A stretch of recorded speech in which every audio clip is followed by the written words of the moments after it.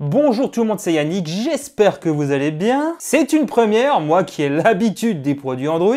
J'ai dit pourquoi ne pas prendre un iPad, juste pour goûter comme ça. J'ai assez peu d'affinité avec les produits Apple. Ah oui, c'est pas pour rien que j'en présente pas sur la chaîne. Bon, il y a quand même eu l'Apple TV 4K. Je m'étais juré que ça allait changer cette année. Et bordel, on est déjà en novembre. Je voulais commencer avec un iPad, voir un petit peu, découvrir si c'était mieux de l'autre côté, avant d'aller peut-être un peu plus loin. N'oubliez pas de vous abonner si ce n'est pas encore fait, merci pour votre soutien. Je commence avec une très bonne impression, le design de cette tablette corps et cadre en aluminium, 7 mm d'épaisseur pour un poids de 477 grammes. À mon sens, la prise en main est très bonne, les tranches plates y participent grandement. J'apprécie la sensation de qualité qu'il s'en dégage. L'aspect monobloc est pour moi un atout indéniable. Je pense que j'ai bien choisi, le bleu est quand même pas mal. C'est trop tôt pour l'affirmer, il faudra du temps, mais la coque ne semble pas se rayer facilement. Ce qui est un bon point, surtout si vous n'utilisez pas de housse pour la protéger, même si j'aurais quand même tendance à le conseiller. Bon, après, il ne faut pas être un bourrin non plus. Le dos mat n'accroche bien évidemment pas les traces de doigts. Seul le logo Apple reflète. Je suis conquis par son aspect. Le capteur d'empreinte Touch ID fonctionne bien. Je trouve juste qu'il y a un peu de latence parfois. Son placement est bien pensé. Pour le moment, on reste dans le meilleur. L'écran LCD de 10,9 pouces affiche 2360 par 1640 pixels. On aperçoit les bordures noires tout autour de l'écran. Le rapport corps-écran est de 80,5%. Je vais vous dire, je ne suis pas 100% satisfait de cette dalle.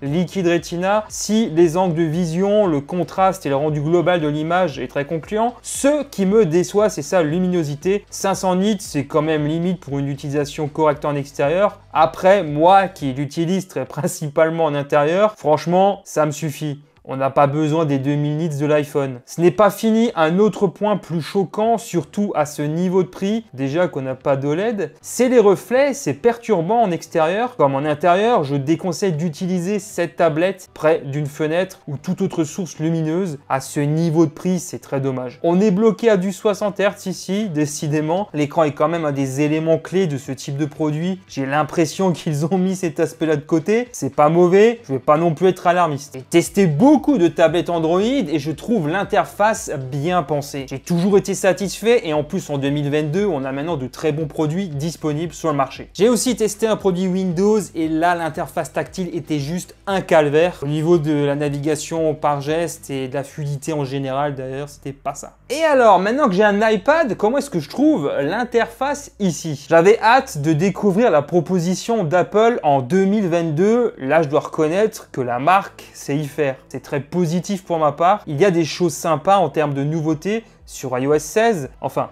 16.1 sur cet iPad. Vous les connaissez sans aucun doute mieux que moi. Un des trucs que j'adore en tant que créateur de contenu, c'est le détourage. C'est super bien foutu sur iOS, je trouve. Un humain, un animal, ce que vous voulez. Pour l'utiliser ou l'envoyer à quelqu'un, j'adore parce que c'est simple comme bonjour. Copier-coller du texte, y compris dans les vidéos, désormais c'est possible. Ça aussi, c'est bien pensé et sans doute utile dans certains cas. J'aurais aussi pu vous parler du mode concentration, mais il n'a pas vraiment réussi à retenir mon attention. En termes d'ergonomie, de fluidité, oui, je dois reconnaître que cet iPad m'a bluffé. Les choses sont à leur place. Clairement, on sent que la firme attache une certaine importance à la place des choses dans son OS. Les interactions entre les différents éléments, même pour un néophyte, c'est hyper simple de s'y retrouver. Je ne peux pas parler de la convergence avec les autres équipements Apple, puisque je n'en possède tout simplement pas. Je sais que beaucoup s'en servent comme second écran sur leur Mac. Pour ma part, la tablette se limite à un usage familial. Navigation web, réseaux sociaux, visionner du contenu sur les plateformes, des petits jeux, ce genre de choses. Un iPad remplit d'ailleurs très bien ce rôle et ça plaît à tout le monde au sein de mon foyer. Apple est un excellent élève en matière de suivi logiciel.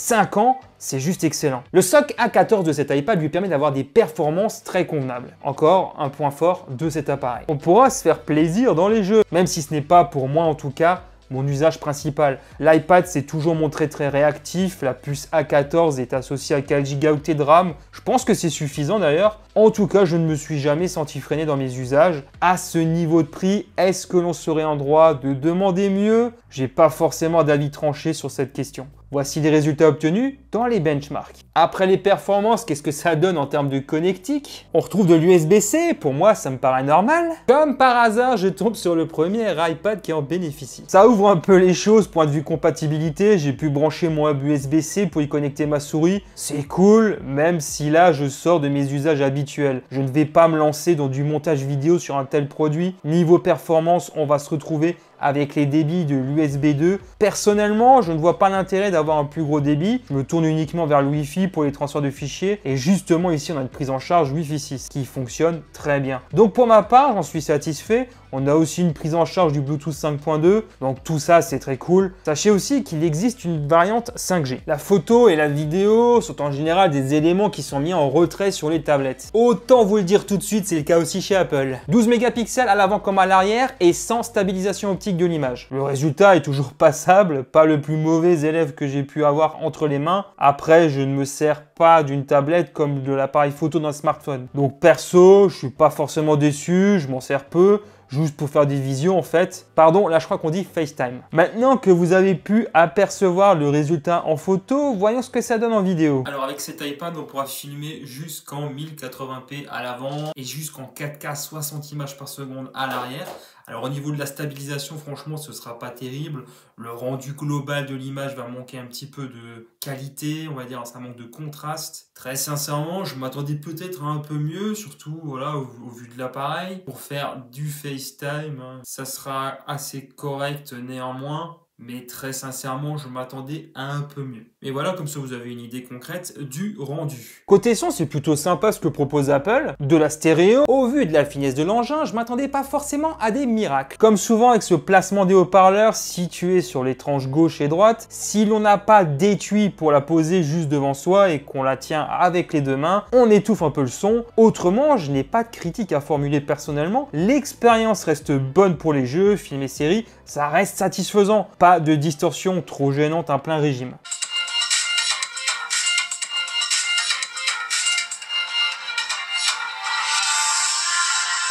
L'autonomie est aussi un point positif me concernant. On n'utilise pas forcément une tablette aussi intensivement qu'un smartphone quotidiennement. Moi perso, je la recharge peut-être 3 fois par semaine. Et encore, j'en avais peut-être un usage un peu plus soutenu ces derniers temps. Elle est posée au salon et je m'en sers principalement en fin de journée pour les usages décrits précédemment dans la vidéo. On peut espérer avoir 5 heures, peut-être un peu plus d'autonomie si on joue non-stop à des hits 3D. Un chargeur 20 watts est fourni et c'est celui que j'ai utilisé pour cet iPad. Alors clairement, c'est pas non plus dinguissime puisqu'il faut un peu plus de 2 heures pour un rechargement complet. Il faut pas être pressé. Cette tablette est disponible sur le site d'Apple et d'autres boutiques en ligne bien sûr, à un prix de lancement de 589 € pour 64 Go de stockage. J'ai lu un peu partout que c'était cher. Clairement, ce n'est pas un tarif très attractif, on va être clair là-dessus. Maintenant, je ne suis pas non plus choqué par ça personnellement. L'ancienne génération est bien sûr plus abordable. Maintenant, à voir si le prix de cet iPad 10 de 10e génération baisse rapidement ou non. L'avenir nous le dira. Si vous n'êtes pas bloqué sur Apple, vous pouvez toujours trouver des alternatives sans Android moins onéreuses et parfois mieux placées sur certains aspects, notamment en matière d'écran. Premier iPad que j'utilise aussi intensivement, vous l'avez sans doute remarqué dans cette vidéo, il y a des aspects qui m'ont séduit. Les performances sont satisfaisantes, il y a aussi son design, l'aspect logiciel, mais là j'ai encore besoin de rodage. Son écran sans être mauvais aurait pu être meilleur, surtout à ce niveau de prix. Pour le meilleur et pour le pire, jusqu'à ce que sa mort nous sépare, on verra. Dites-moi en commentaire ce qui vous plaît et vous déplaît sur cet iPad. D'ailleurs, est-ce que vous le recommandez ou vous préférez un autre modèle chez Apple? Je suis assez curieux de connaître votre avis là-dessus. Voilà, ainsi s'achève cette vidéo. Comme d'habitude, si elle vous a plu, un immense merci de me soutenir en lâchant un gros pouce en l'air et en vous abonnant si ce n'est pas encore fait. C'est extrêmement important pour moi et l'évolution de la chaîne. Merci infiniment. Je vous retrouve très vite pour de nouvelles vidéos. D'ici là, prenez soin de vous, portez-vous bien. Allez, ciao tout le monde.